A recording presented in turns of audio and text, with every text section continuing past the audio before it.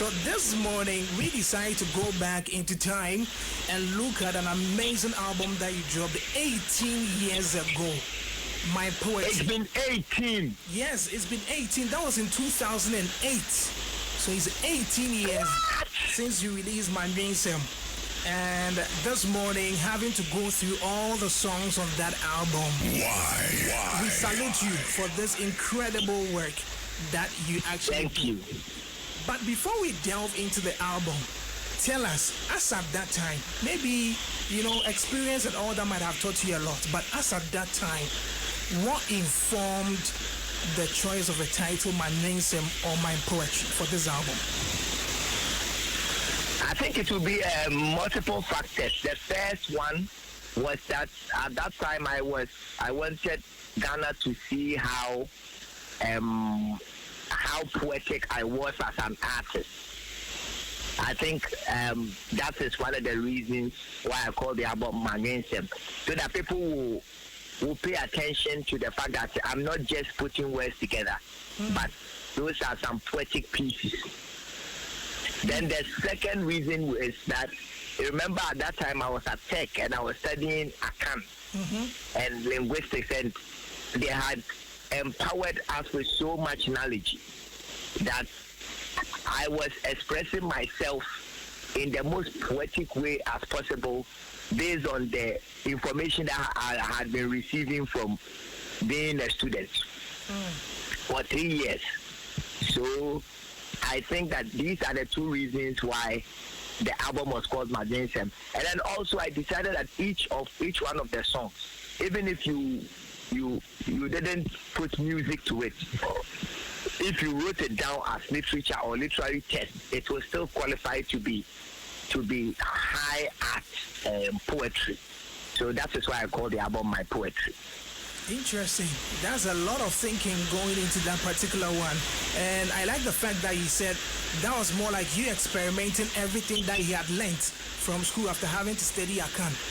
Now, on this album, the very first track was Kwame Ghana, where you personified yourself as Ghana and talked about the things that the citizens are doing to you or the things that were happening around you.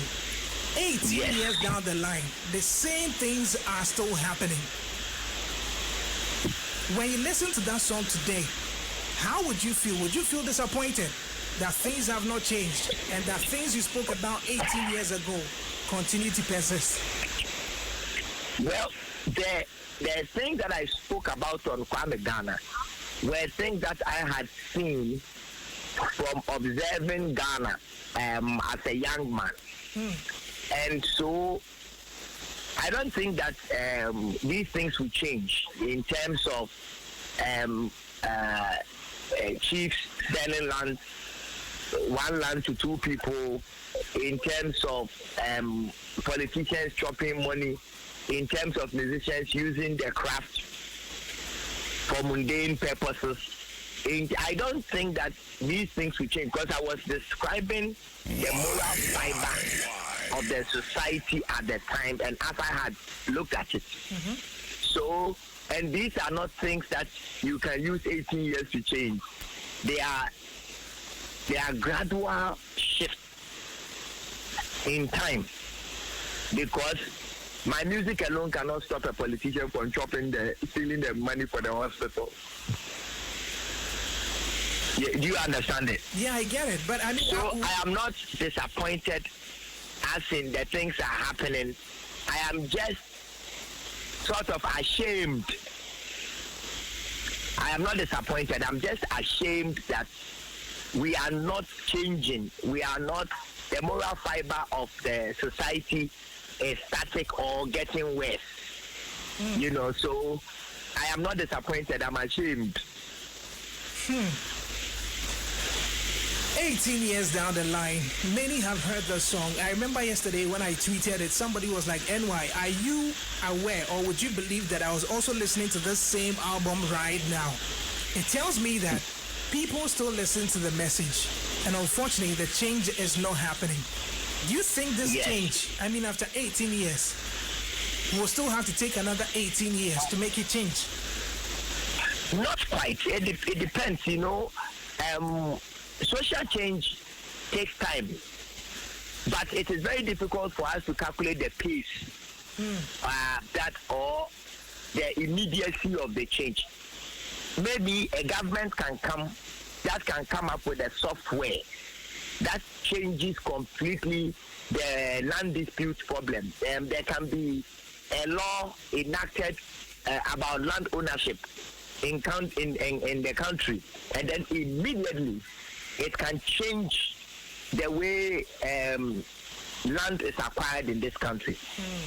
So I think that we have to give some time. And when we are talking of, because you know the song Kwame Ghana is looking at the relationship between morality and development. Yeah. But I can say that some things have changed. Now we have social media. Information transfer is quicker than it used to be. There is Google Maps. When you are going to a place and you have internet and Google Maps, you won't get lost and things like that. There's a bit more light on the street in Ghana. There is more knowledge. People who are interested in learning are able to acquire information on YouTube without necessarily having to go and pay for tuition. So things are changing. But I don't put any particular speed or pace on how morality changes, because morality is the most relative thing to discuss. Yeah, that's very true. What might be moral to you might not be immoral to someone else. Exactly. But let's get into the technicalities of the album. I mean, all these songs on the album, and you have Kwame Ghana, and now the remix Medoma, when you saw there's a Medoma remix, and Mre Tutu. Let's get to Tutu. I was playing it not too long ago, and a question came: was that song recorded for anybody in particular? Not at all. In fact, that song was written by Kofi B, of blessed memory. Yes. So I remember when I did when I featured for Kofi B. He used to be my very good friend. So we did many songs together. So I remember one of his songs. But I've forgotten the song. Title, yeah. And when I did that feature, he said, he was so happy with the feature that he was also going to bless me with a song. Okay. And then he wrote Tutu for me. Kofi B couldn't write. So the song, when we went to the studio, the song was in his head. And then he sang the chorus. Then I took it home to write a befitting 2 verses to it, produced by the legendary Kiwa. So the song wasn't written for anyone. It was just written to establish my resilience.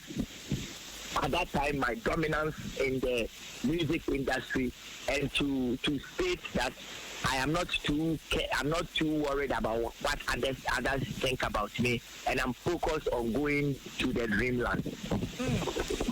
During that era, I mean, prior to 2007, 2008, obviously, yes, there's been, that back and forth. Okyeame Kwame establishing himself as a rapper who had come from, having to be in a group that's Okyeame. He had moved on years later.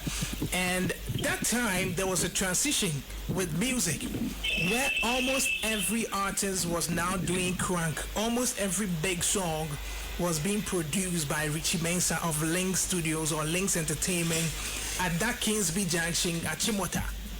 That small studio in that mother's house. Everybody was going there. You had recorded Woso, the original. Who produced that? Was it Okyeame Kofi? No, the original Woso was produced by JQ. Oh, all this one, I thought that was Okyeame Kofi. No. The original Woso was produced by JQ. Because you realize, when you listen to, you realize that it has some Jama feeling to it. And so the original one was produced by JQ.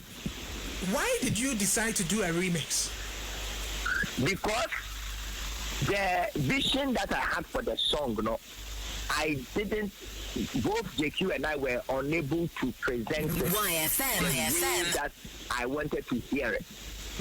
So I decided that I would let Richie produce one for me. That's one. And the second one is when I heard Give Me Blue by Asem. And the way it had been produced, the fusion of African music with classical violins and hip-hop drums, I felt that if also is produced by similar hands with similar elements, the song, what I'm trying to communicate will become a bit more vivid. That is why I said, okay, let Richie try it. And then I let Richie produce his own version of the song, and that's what he did. So when he was producing the beat, I wasn't even there. He just produced the beat. I came to Accra. I went to deliver it once. I did the whole song one take. Wow. And then maybe I left. And when he sent me the mix, it was the most beautiful song on the album. That song changed a lot for you that particular year. You can't break some of the things down. Also became the biggest song of that particular year. And it went on to win awards as well. Tell us how impactful that song was for you in that year in review. Oh, I mean, you know, when I returned from the US, this is in 203 or 204, I don't remember. I had been trying my best. I'd done features for everybody. Lumba, Samini. I'd done features for everyone. And still, my career wasn't at the point or at the peak where I expected it to get to. But immediately Wosu came. See, look, that version of Wosu was not even supposed to be on the album. It was on track 11 or 13. I don't remember. Yeah, you know, so when that song came and started hitting, I started getting booked at, you know, Class A shows. I started performing all around the world. I started getting nominations in Channel O. I started winning awards in Kenya. I started performing in Nigeria. I mean, the song was so big that the song was so big that when my wife was pregnant with my son, there were people on social media saying we should call the boy Warsaw. When I gave it to my son, we should call it because the song had changed my life. Yes. Wow. That's how one song can actually change everything for you, even though you had a lot of amazing songs on the album as well. Yes, it's true. It's true.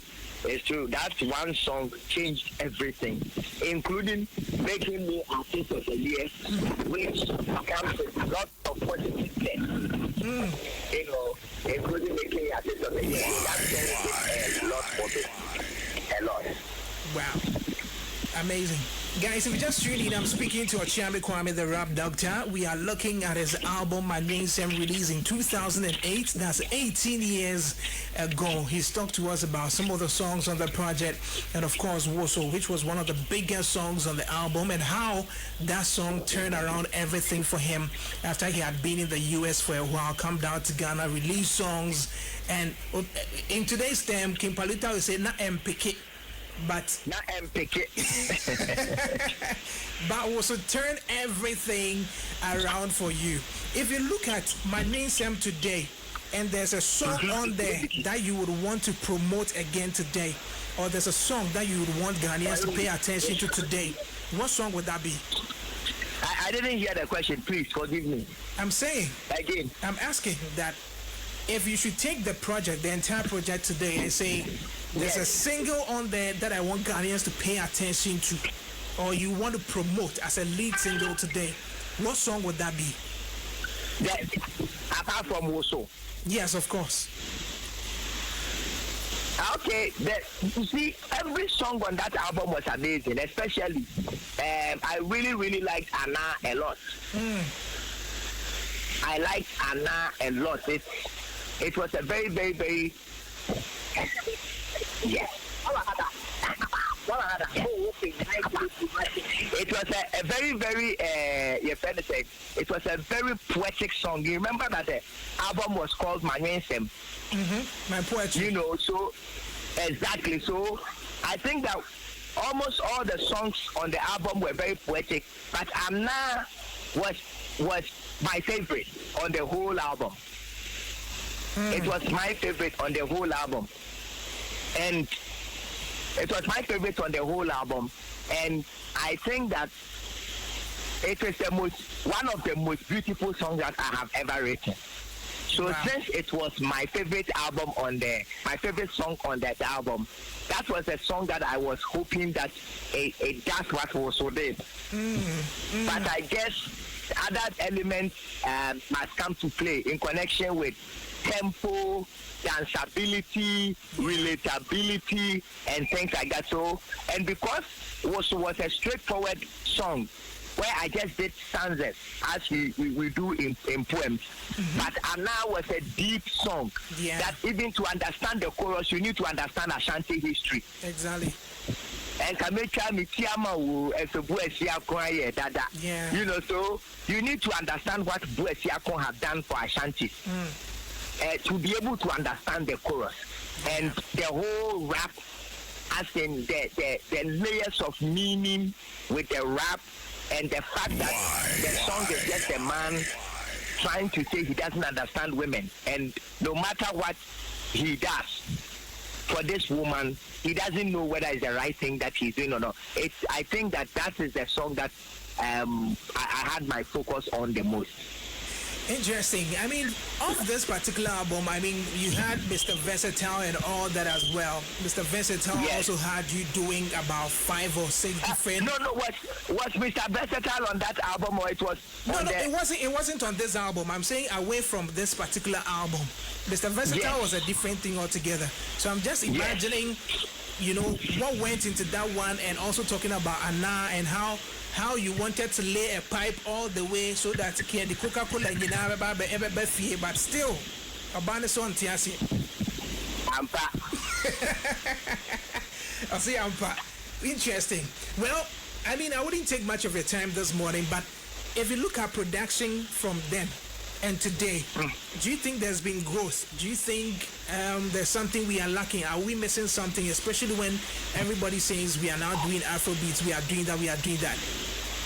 I think that production has become a bit more simpler. Technology has improved. And now people don't necessarily want too many instruments in the music. They want to hear the melody from the artist. If it is rap too, they want to hear the meaning that the thing provides.